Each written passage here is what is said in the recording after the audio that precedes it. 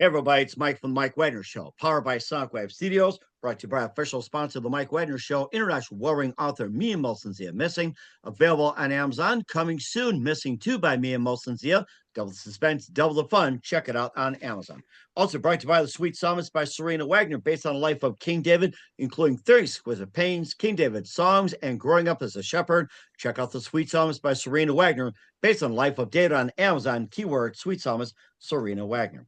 We're with the amazing singer, songwriter, vocalist, guitarist, born in Dayton, Ohio, raised in New York City, and for 35 years has been in Cork City, Ireland. We'll talk about that venture. He's performed thousands of shows from the North Pole, Canary Islands, U.S., Europe, along with the bands Princess Street, Open Kitchen, Small Town Talk.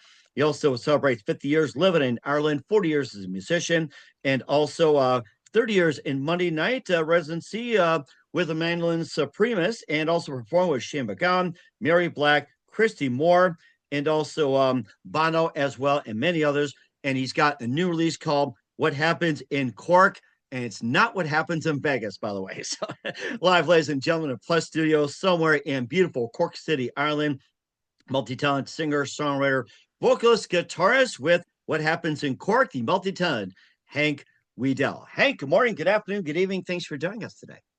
Well, it's gone 9 o'clock here. I guess it's about 3 o'clock or so where you are. So Good evening, good afternoon, good mid-evening. I don't know what way to put it, but it's wonderful to be on your phone. Or to see you there in North Dakota.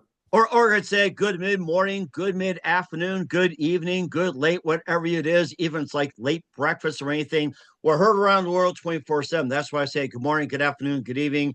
You could be having breakfast 6 a.m. in Los Angeles. You could be having lunch in Cork City. You could be having dinner in Moscow, or you may have trouble falling asleep 2 a.m. in Australia. So that's what we're here for, guys. That's what I said. Yes, I'm having coffee. I'm having coffee with the Beatles. There you go. And some green tea as well, too, with some Broncos out there. So we got all that. Salute to Cork City. And of course, speaking of all that, he's been a singer, songwriter, vocalist, guitarist for many years, born in Dayton, Ohio, raised in New York City. You've been in Cork City, Ireland for 35 years. You performed thousands of shows from North Pole, Canary Islands, all over, celebrating 50 years in Ireland, 40 years as a musician, 30 years on Monday Night Residency, and you also performed with Shane McGowan, Christy Moore, Bono, a number of others, and you also have a new album out called What Happens in Cork, along with many others. Before getting all that, Hank, tell us how you first got started. Well, I was 4 years old in New York City. 4 years old I was, and my father brought me to buy Sgt. Pepper's Lonely Hearts Club Band. Amazing. And the following year, he went and we bought the White Album. So I was goodness. I was 4 and 5 years old, and I was allowed to watch Hey Jude one week and Revolution the next week on a black and white TV. In 1968, the Beatles performing on the Smothers Brothers Comedy Hour. Oh, I remember that one. Yes, they were fantastic. Yes. The older listeners and viewers might remember that. So that's what started me, basically. My father had a big love of music, and he encouraged me to listen. And by 1969, I was 6 years old, and I pretty much knew both of those albums off by heart, and I could sing them, in key, and I had all the right timing and all that sort of stuff. And then eventually I got guitar lessons when I was about 9 years old in New York City. There I was living in Floral Park in Queens, on the border of Nassau County and Queens, just outside the city. My mother is from a town called Mallow, and that's north of Cork here. And my father was from Queens. He was from Floral Park, Queens, Nassau County, in New York on Long Island. And my mother went out there in the late 50s and met my father, and I came along, and 2 sisters came along, and I started taking guitar lessons. There's a lot of music around. My mother had Irish relatives who loved Irish music, so I was hearing a lot of Irish pop songs and a lot of Irish ballads mixed in with all the Beatles, and my father's sort of like incredible string band stuff and Bob Dylan, and that's pretty much what it was for me. My father loved jazz as well. He was a big Count Basie fan, and he loved jazz. Being a New Yorker, he would hang out in 50 Seconds. Oh my gosh, a lot of jazz as well. Who are some of his other favorites besides Count Basie? Well, he did like Duke Ellington, but Basie was the guy he liked. Okay. more than anything else. But my father would, and he would also have like records by Lead Belly and people like that. Like who's the guy that taught Louis Armstrong? Oh, I forget the horn player's name, but that's the kind of stuff he liked when he was a young man. But then he was born in 1940, so he was in his 20s throughout the 60s. I came along in 63. He was a young father, and he pretty much turned me on to music. Is pretty much the way it started for me, and I became through him. Became aware of music as a sort of way of life, a lifestyle, and I think the first gig that he brought me to that I remember was Jefferson Airplane in the Academy of Music in 1971. I was 8 Oh years my old. gosh, that's a classic. Oh my gosh. But I remember looking at Grace Slick and I remember thinking, my mother wouldn't like this kind of music. My mother liked the Clancy Brothers and the Dubliners and all that. My father did too, you know. So it was a heady mix of music that was, you know, and I was well into it. I was well into the mystery of the albums and all that. And then in '74 they decided that they had enough of New York City. My father was in love with Ireland, having met my mother and having been here. Prior to even meeting my mother as a young man, he was here for a few weeks in 1959. And then in '74, I was 11 years old. They decided that we would move to Mallow, my mother's hometown. And that's where we moved to, my mother's hometown. They're both buried there now. They're both gone to God now. But yeah, I met my wife there, and I went to school there. And it's 20 miles north of here. It's a sort of a rural town, if you like. It's a crossroads though.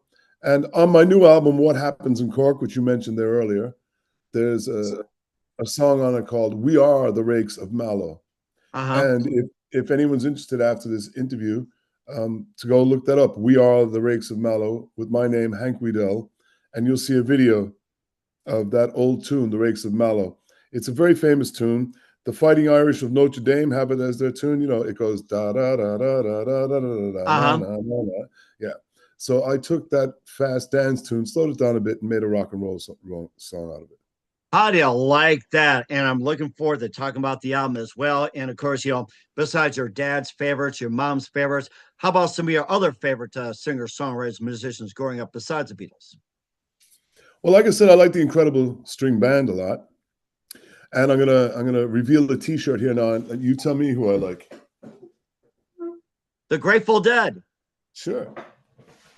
Oh my gosh, I haven't heard from them in years. Unbelievable. Well, I like the classic Dead. You know, when Jerry played with them, and I'm sure if there's a lot of people and your listeners that go see the new incarnations that are springing out of it. But I did only ever see them once. Excuse me. And they had Bob Dylan playing with them. That was in New Uh-huh. Jersey in 1987. So yeah, who do I like? I like a lot of people. I like Paul Simon a lot. I like Neil Young a lot. Um, I like who do I like that I could tell you about? Do you know who I really adore these days? A young woman from West Virginia by the name of Sierra Farrell. Have you heard of her?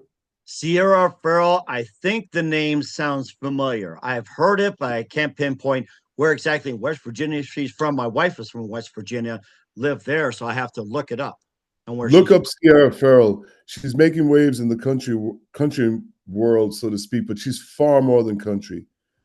And I'm sure your listeners and some people out there probably already know. I think she's like the greatest thing to have happened to American music in decades. She's, if I was to characterize her, and I hate doing this, but just to give your listeners and your viewers an idea, for me, she's like a mix of Dolly Parton and Amy Winehouse, and I hope she gets the best of both of them. But she's some songwriter, and she's only about 5 foot nothing, and she's got a right arm that controls the room with her strumming. She has the best bluegrass and sort of jazzy, sort of acoustic players playing with her, fiddles and mandolin, and she's something else. So I like her a lot. I Oh like my gosh. singer songwriters here in Ireland. There's a guy called Sonny Condell, which he had a band called Scullion once upon a time, and a band called Tiernan Og. These are names that mightn't be familiar to a lot of your listeners and viewers in the United States, but anyone that follows Irish music will have heard of Sonny Condell. He's still alive. He's still going. He lives in Dublin. I like a songwriter called Noel Brazil. He's passed on, but he's an Irish songwriter that wrote songs for Christy Moore, who you mentioned there earlier, Okay. and Mary Black, and also David Crosby covered one of his songs. The late How do you great like David that? Crosby. Yeah. So I tend to like songwriters and songs a lot. You know, I know lots of songs, and I learned songs. Recently I just learned a song by Leonard Cohen called "Everybody Knows." Do you know that song? Everybody I've Knows. heard that one. Yes. Great song. I like Leonard Cohen a lot. So I like people that write songs, and I like songs. You know, if a song will get to me, I like it a lot. I like. I learned. What did I learn there recently? Do you know Gillian Welch and Dave Rawlins? I've heard of them. Yes. Yes, I learned a song by them called "That's the Way It Goes." Everybody's buying little baby clothes. That's the way that it ends. Oh, catchy, catchy. Oh my gosh. Yeah. So I like, yeah, that's what I like. And obviously, again, I like the Grateful Dead. I like a lot of Oh, might yes. be what might be termed as classic rock. But you know who I really like as well? I like Chuck Berry a lot. Mm-hmm. And He's one of my faves. Yes. yeah, I think Chuck Berry, despite all his human characteristics and flaws, was an amazing and American presence. He really captured American life. I just saw something on Elvis Presley, his big comeback show in '68. I saw a documentary on that. I love Elvis a lot. I like Little Richard. I like Buddy Holly. Mm-hmm. Uh, I like Little Feat. You know, I like Oh the yeah, band. they're also good too. I Yes. like the band a lot.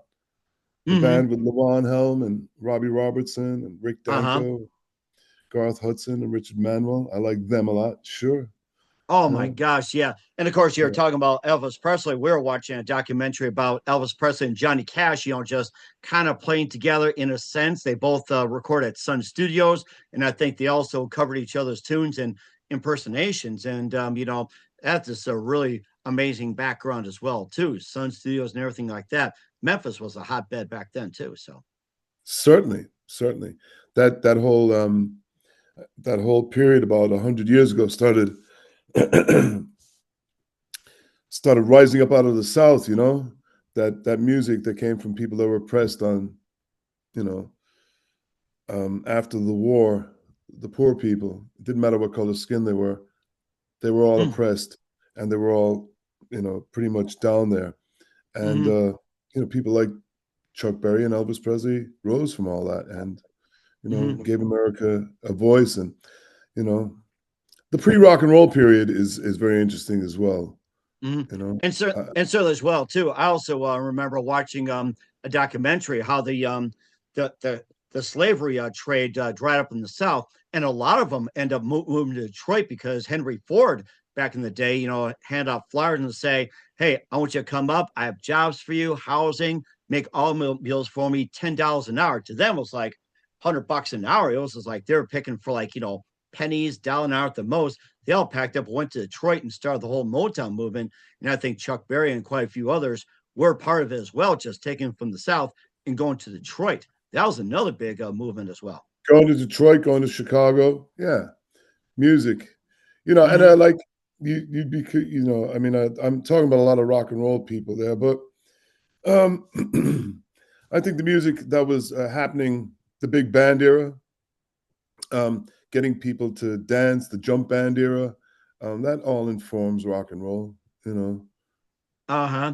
And in a and big of way. course, a lot of it as well too. You've got your own with what happens in Cork. You also had living in the land of love, and also many others as well too. We'll talk more about that with Hank Wedel. But first, you listen to the Mike Wedner Show at the MikeWednerShow.com, powered by SonicWeb Studios. Visit online at SonicWebStudios.com for all your needs. Look at a professional website without breaking your budget. SonicWeb Studios is the answer. SonicWeb Studios offers fast, affordable custom web designs that blow the competition away. Call today 1-800-303-3960. That's 1-800-303-3960. Or email to support@sonicwebstudios.com. Mention the Mike Wedner Show. Get 20% off your first project. Sonic Web Studios. Take your image to the next level. Also, time to give official shout out to our official sponsor of the Mike Wedner Show, international warring author Mia Molson-Zia. If you love fast-paced mysteries, you'll love Missing by Mia Molson-Zia, available on Amazon in paperback and ebook. Missing is fast-paced and intriguing with an unforgettable twist. Takes place in 4 countries, 2 strangers, 1 target, where truth is illusion and those who love it at first go missing. It's available on Amazon in paperback and ebook. Missing by Mia Molson-Zia has garnered great reviews and even been endorsed by Howard celebrities, including Joanna Cassidy, Forrest Riley, and M&M's. So grab your copy today for Girls Missing by Mia Molson-Zia, available on Amazon. Coming soon to Amazon, Missing 2 by Mia Molson-Zia, double suspense, double the fun. Check it out on Amazon. Also brought to you by The Sweet Psalmist by Serena Wagner, based on the life of King David, including 30 exquisite paintings, King David Psalms. Sweet Psalmist gives a new perspective of David through the Psalms he wrote and his time as a shepherd where it started, plus his complicated, turbulent relationship with King Saul, story of love, betrayal, repentance, hope, and more. Check out The Sweet Psalmist by Serena Wagner on Amazon. Keyword Sweet Psalmist Serena Wagner. Also, check out the Mike Wedner Show at the MikeWednerShow.com, 40 podcast platforms. Heard 100 countries. Take us with you on any mobile device. Be sure to subscribe on YouTube, Instagram, LinkedIn, Twitter, TikTok, also on Spreaker, Spotify, Anchor FM, iHeart, and more. For great gift ideas, Amazon.com. Check out the Mike Wedner Show podcast. T-shirts, pop sockets, throw pillows, tote bags, hoodies. Makes great gifts 24/7. Go to Amazon.com. Check out the Mike Wedner Show podcast. And for more great gift ideas, go to Amazon.com/Mia Molson-Zia for great books like Missing, Once, and Wrinkles, cool merchandise, and more. Check it out today and support the Mike Wedner Show on Anchor FM, PayPal, and the MikeWednerShow.com. We're here with the amazing singer, songwriter, vocalist, guitarist, born in Dayton, raised in New York, now in Cork City, Ireland. Hank Wedel here on the Mike Wedner Show. Before we talk about what happens in Cork and not in Vegas, of course, what happens in Cork stays in Cork, but yet you also had some other releases like Living in the Land of Love, and tell us more about that. Living in the Land of Love was an album I did. I started it in 2012, and I released it. I released it in 2016. It takes me 4-year cycles to put out an album. It's a good thing. Take your time like wine. So exactly. I was working with a guy I was in a band with many years ago called Princess Street, which you mentioned there. A guy called Brian Carroll. He's a percussionist and a singer, and he and I write songs together. And also with a bassist, a woman by the name of Eleanor Healy. And Eleanor used to be a babysitter for me and also a babysitter for Brian. Yeah, exactly. This is way back in the 90s. She was a teenager, and we were in a rock and roll band, and we all lived in the same neighborhood, and she would babysit our young children, who are all now young adults with children of their own. And we noticed that she was an incredible bass player, a singer, and arranger. And from about 1993 to about 2015, anything I recorded has had the two of them on it somewhere along the way. Various bands and various lineups and various recording sessions with both Brian and Eleanor. And I had a bunch of songs, and we went into the studio with a fellow called Christian Best, who's well known for being a record producer here in Cork. Christian has produced a fellow by the name of Mick Flannery, who's very popular and very successful as a singer-songwriter. I know Mick, and Mick was working with Christian, and, you know, we're all kind of social around Cork. Everybody knows everybody on the music scene. So I got talking with Christian, and we went in, and 2012, 13, 14, 15, we worked away at putting that album together that we put together, Living in the Land of Love. And yeah, it was a really, really happy time. And there's a whole bunch of videos and a whole bunch of songs online that you can check out. The title comes from a song called Too Gone, Too Young, which is about a song written about a fella that I mentioned earlier, Noel Brazil. Noel passed on a bit early in life. He was only in his mid-40s, but like I said, he wrote Oh, wow. songs for Christy Moore and for Mary Black and for Noel Brazil. And he was a good friend of mine when he died in the year 2001. The same day he died, so did George Harrison, November Oh, my 29th. goodness. Yeah, and another Irish songwriter by the name of Mick Christopher died that day as well. So it was a bad day on earth for songwriters and a good day in heaven for songwriters going to songwriter and the Tower of Song, as Leonard Cohen puts it. Yeah, so I wrote that song, Too Gone, Too Young, and there's a line in it, living in the land of love. So I decided to call it Living in the Land of Love. And yeah, you can check any of those songs out. And if you put my name and Hank Wedel into any search engine and Living in the Land of Love, you'll see a whole bunch of songs and videos. Yeah. There's also one that's called Weir and Garcia as well, too. I like that one. Yeah, I wrote that. I wrote that based on a sort of a rhythm that the Dead used to play quite a bit. They've got a song called Bertha. So I just took that rhythm and wrote my own song based on that rhythm. And it's just about a guy who's kind of lovesick, and he deals with it by listening to the Grateful Dead more than anything else. Yeah, that type of thing. Yeah. That was interesting. And plus, you also had In Your Dreams. I think we covered Made in the Star. I'm not sure. That was the one, Afraid of You. If you're not going to be nice, and listen to Be Close as well. For so Oh, right. Yeah, those are the songs on the album. Yeah. And that song, Listen, was covered by Christy Moore, who's a very famous Irish folk singer, shall we say. He's pretty well known in folk music circles. He's quite a legend here in Ireland, Christy Moore, and he covered that song, Listen.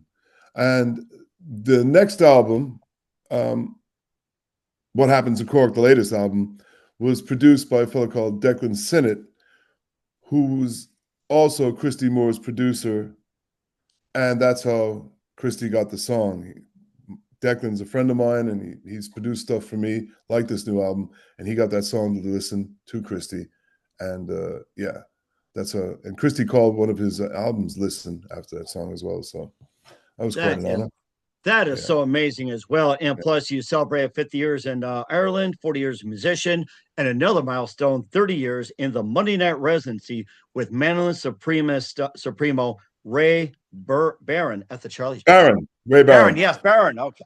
Barron, that's okay. It's all right. Ray Barron. I played in Charlie's last night. We're going on 31 years now. How do you like that? Amazing. February 1994. Ray's a mandolin player, and he plays anything from bluegrass tunes to Irish tunes to South American dance tunes. And so many years ago, he had a band in Cork called Bone Idol. And I had a band called Princess Street. I was with a band called Princess Street.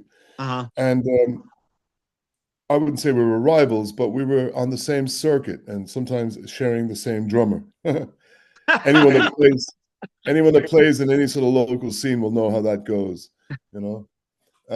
So it was like that, and we started playing together about 33 years ago in another session, and then we got the Monday night session in Charlie's, and we didn't know how long it would last, but it just kept going. And even last night, in the depths of winter, right after Christmas, when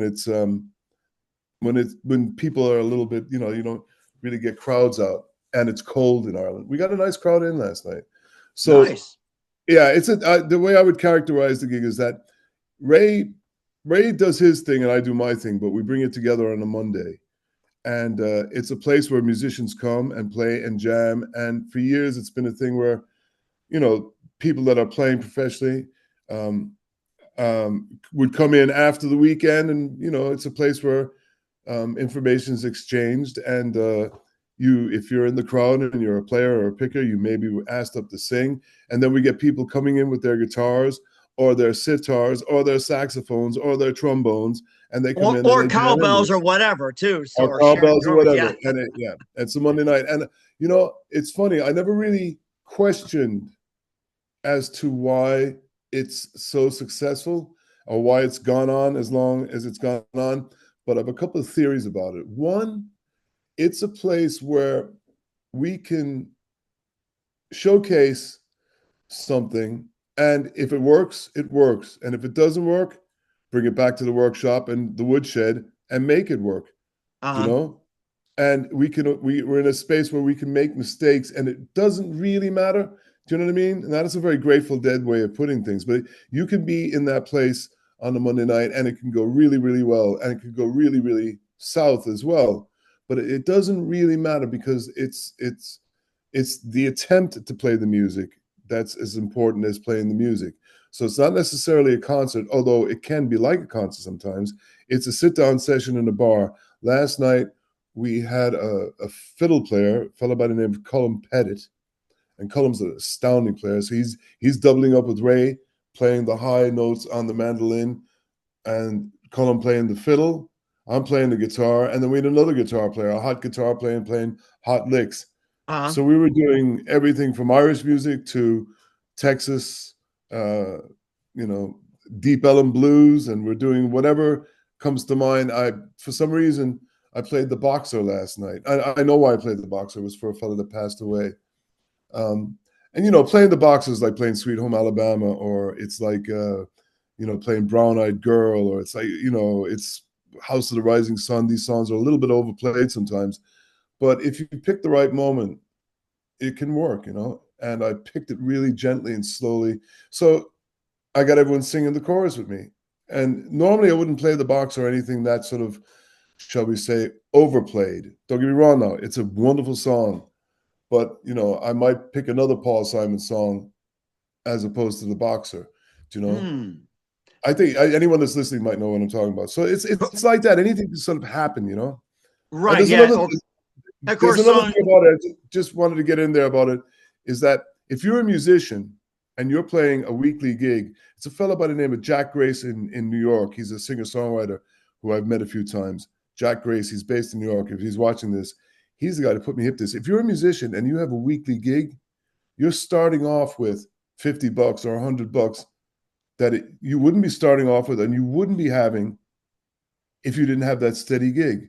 And if you're intent on being a professional musician, it's good to have at least one thing happening at least once a week. I'm not saying it's the formula for Right. success. It's just to keep the motor running, motor moving, the sword Exactly. sharpened, everything like Exactly. that. That is perfectly understandable. Yeah. So there you go. So I didn't mean to cut across you there because I know time is of the essence and you want to ask me other things. But I wanted to get that in there. Right. And I think that's a really good point you made as well, too, with that, having like a gig on the side or two just to keep the things moving, sharpen the sword and whatever else, not go dull, experiment new things and everything like that. I was more thinking along the lines of Paul Simon as well, too, that I think it was let's see, I'm trying to think, it was maybe just right after Simon and Garfunkel, not with Kodachrome, some more popular ones. I think that he was in the 70s where he actually was Kodachrome, One Trick Pony, and all that. I think he really made it big with Graceland. That just, I mean, he really expanded like crazy with playing South African singers. I mean, he's just unbelievable. Yeah, there's a great documentary on Netflix. No, it was on Sky TV here, but it has to do with the Seven Psalms, his latest thing. He wrote a thing called the Seven Psalms.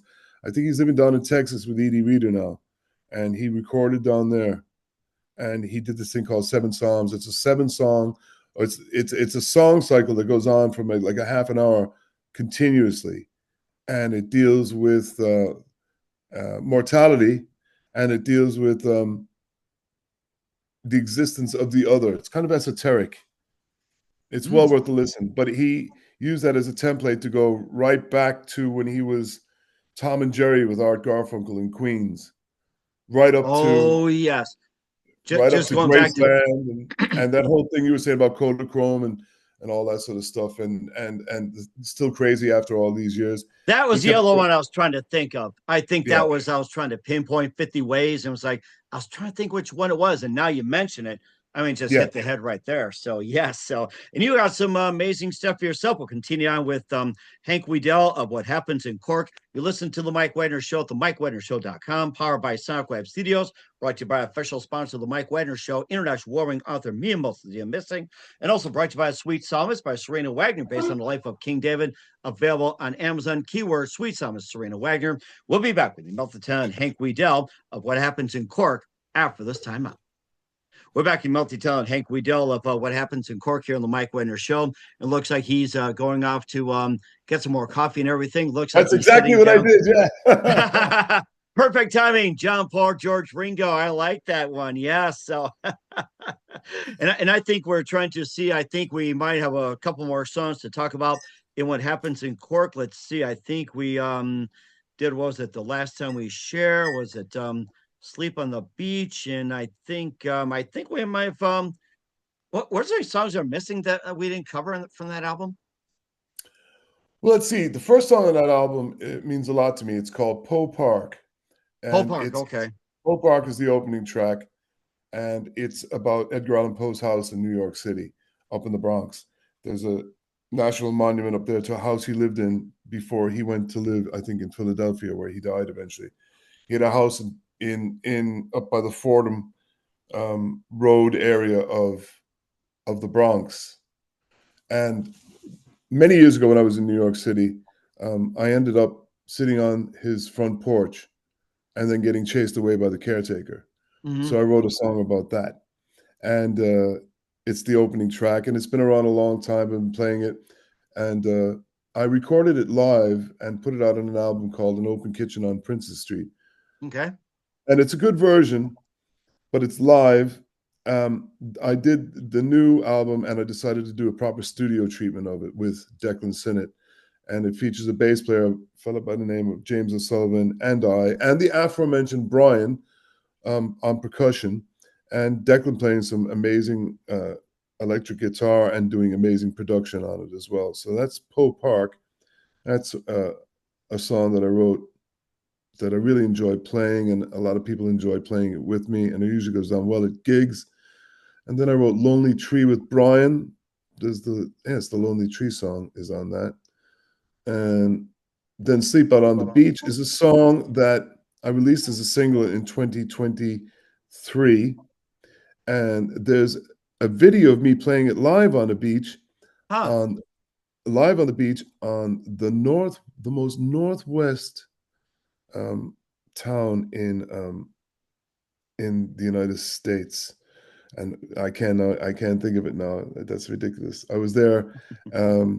What's it called? What's the name of the town? Anyway, it's me on the beach as the sun's going down in the Pacific Ocean. You can see a video of it on Facebook. Yeah. That sounds great. And I think there might have some others that we haven't covered yet. You can find it all on What Happens in Cork. And where can we find What Happens in Cork and how it works at, Hank? Where can you find it? Yes. Oh, okay. You can find it online on Bandcamp, which you can purchase a digital copy for your own device, or you can order a CD. I had some CDs printed up. Does everyone remember CDs? Who hasn't? I mean, I got a CD player right here, and I can probably pull out a few right here, so I can just show them off to you. And here we go. I still got some, so... But I do miss the vinyl, though. I'll tell you that. I do miss vinyl, and I'm looking forward to vinyl. I have one vinyl single ever made back in 1990, a song called Song for You, and on the B-side was a song called Speak to Me. And that's another thing. You can go to Bandcamp. You can go to Bandcamp and see my whole catalog. It's all there. Not everything is on Spotify, but I do have a presence on Spotify and iTunes and Amazon and all that. I'm on all the digital platforms. Living in the Land of Love is on every digital platform. What Happens in Cork's on every platform. But not all my music is on all the digital platforms, except for Bandcamp. Most of the music I've ever done is all on Bandcamp. And I'm sure your listeners know what Bandcamp is. You can buy the stuff there, and you can support the artist there in Bandcamp. And it was very handy when everyone was shut down a couple of years ago. A lot of people supported me that way. They bought my music that way, and it was very, very handy like that. Bandcamp's a very interesting sort of place to upload your music. They demand top quality images and top quality sound. They don't, you know, most digital places do, but it's interesting. So I'm It, a cer- big advocate of it, Bandcamp. Yeah. it certainly does as well, too. And how about your website? Well, the website, I don't actually have a proper website. Do you know what I mean? I have a Facebook music page, I have a YouTube page, and I'm on Instagram. Um, I'm not necessarily on Twitter, although, yeah, I don't really use it all that often. I just read it from time to time. And I'm not on TikTok or anything like that, but definitely Facebook, YouTube, Instagram, and Bandcamp would be sort of my websites, so to speak. You know, Okay. and the session I have on a Monday night, the Hank Wedel and Ray Barron since 1994, that has its own website as well. Okay. We'll certainly check those On out as well. Facebook. On Yes. Facebook, yeah. Yeah. Everybody go to Facebook and check out Hank Wedel with What Happens in Cork here on the Mike Wedner Show. And Hank, just a few more things. What else can we expect in 2025 and beyond? Well, like I said there a minute ago, not all my stuff is on um, Spotify and Amazon and all that. Kind of thinking of maybe uploading that and doing that because I spent the past 4 years recording and putting singles out of brand new stuff, but I have a bit of a back catalog. And just now, after the Christmas, the past 2 weeks that were Christmas, it was all very family stuff. I'm a grandfather now, as you might be able to tell Oh, nice. Okay. by the color of my hair and the kind of bands I like to listen to. um, so yeah, I'm thinking of doing two things. I've on my iPhone, I have on my iPhone, I have like lots of song demos.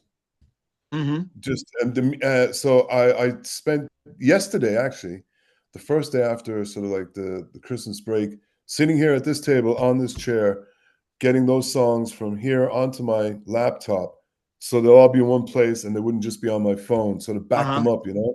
And I found about 20 sort of songs that could be developed into something else. So I think I'd like to spend the rest of the year doing that. But I may put my back catalog up on Spotify and on iTunes and make it available right across because I have quite a few songs that haven't been sort of quote unquote properly released in a sort of a global way. I'm thinking about it. So there's that. And I just hope to play. And if I can get to North Dakota, I will. I'll let you know. Where would I play So, in North Dakota? Where would I play uh, in North Dakota? well, you got choices. You got Bismarck, you got Fargo, you got Grand Forks, Williston, Dickinson, Minot, Jamestown, Valley City. You can also go to the smaller ones in between, so you can head there, West Fargo, all that. So you can cover I anywhere. would You can go love down to that. Black Hills. I would Yes. love to see that part of the United States because I've only been as far west as, well, I was in LA last year briefly on my way back from Vancouver where my daughter lives. But I was in Oklahoma once. That's about as far west as I got, actually, and was spent some time in Oklahoma. So north of Oklahoma, if I kept going north, I'd probably hit North Dakota, right?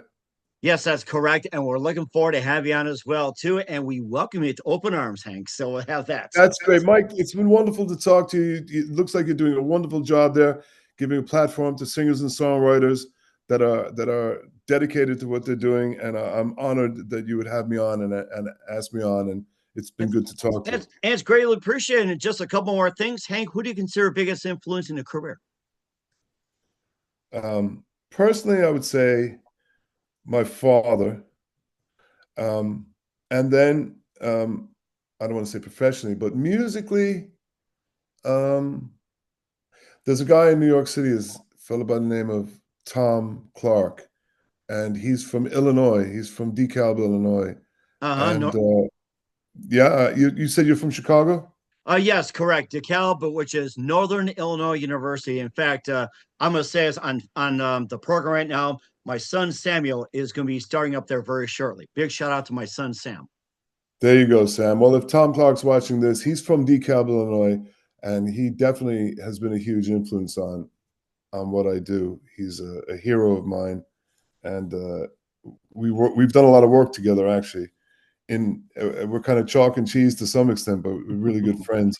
He's more of a punk rocker and I'm more of a hippie, but we both like Americana. There Do you know you what I mean? go. That's the best combination out there. Yes. Yeah, yeah. That's that. He's a.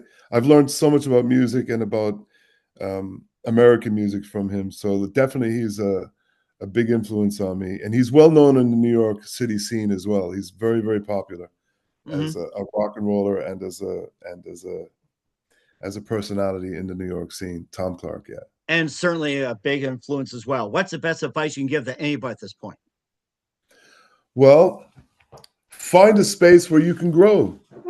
That's the thing is, always, if you want to do it and do it in a way that you're supporting your life and your lifestyle, in as much as you can, stay as close to the music as you possibly can, because the music, if you stay close to it, now it's not easy to stay close to the music because there's all the kinds of concerns in the world. You know, you got to pay your bills. You got to pay your bills. You got to look after your loved ones. You got to look after yourself. You've got to gather resources for yourself. But if you somehow stay close to the music in whatever way you can, whether that's recording or practicing or getting together with other people or learning songs or writing songs, if you stay close to the music will pull you through. That's the best advice I can give you, because once upon a time, sounds like a Bob Dylan song. Once upon a time, or a fairy tale, live happily ever after. Yeah, once upon a time, being a full-time musician or being a musician as a trade was pretty much the same as joining the circus. You were sort of like on the outcasts of society, and you were meant to entertain people, and you were meant to have it together, and meant to be a great singer and dancer and performer. And once you lost your chops or once you got old, you would kind of lose it. So you've got to always be open to working with new people and taking on new ideas without sort of sacrificing too much of your own original inspirations. I've worked with lots of people, lots and lots of people. Some people I never expected to be working with at all.